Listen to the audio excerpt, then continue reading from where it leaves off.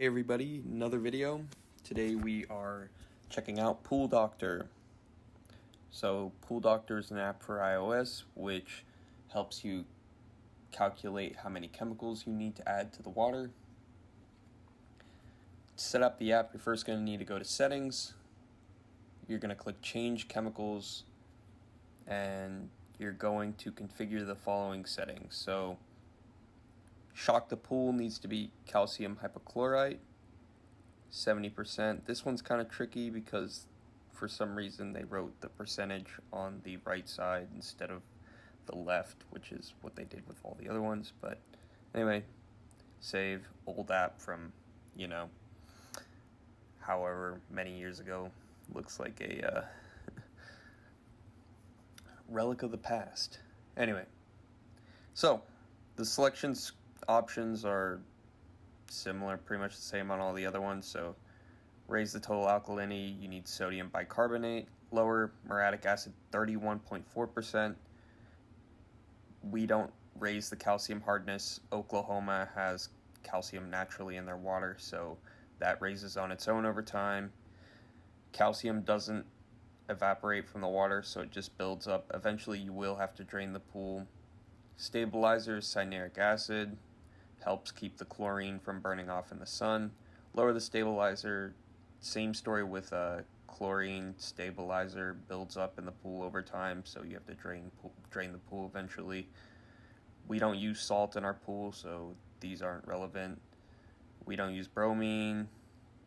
So raise the pH, you need sodium carbonate, or commonly referred to as soda ash. Lower the pH, same as alkalinity, you use muriatic acid. Total dissolved solids, that's for spas and hot tubs. Temperature, only relevant for spas and hot tubs. Chlorine, raise the free chlorine, that's our sanitizer. You're going to use trichlor. Lower the free chlorine, you're never going to have to do this, but you have to drain the pool to do that. So once you've configured all of these, you're going to go back to settings and hit change target levels.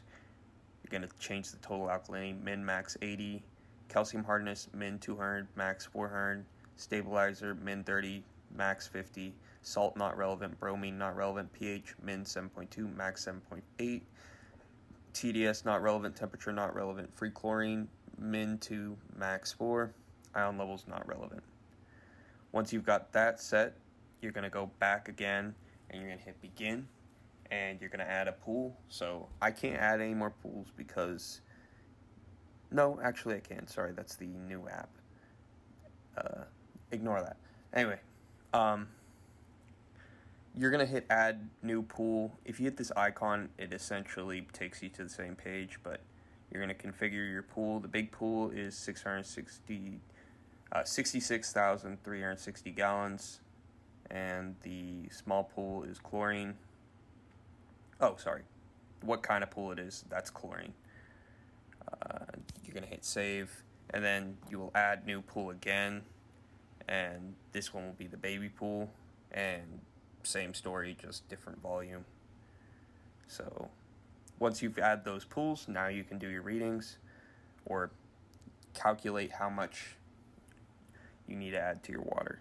So we go to let's just do big pool for an example. You'll hit enter readings.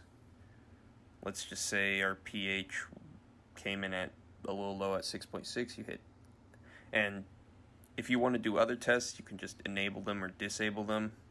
So we could do like a calcium hardness test at the same time, stabilizer test at the same time, blah blah blah, free chlorine and total chlorine test at the same time, and alkalinity test at the same time. These other tests you'll never do.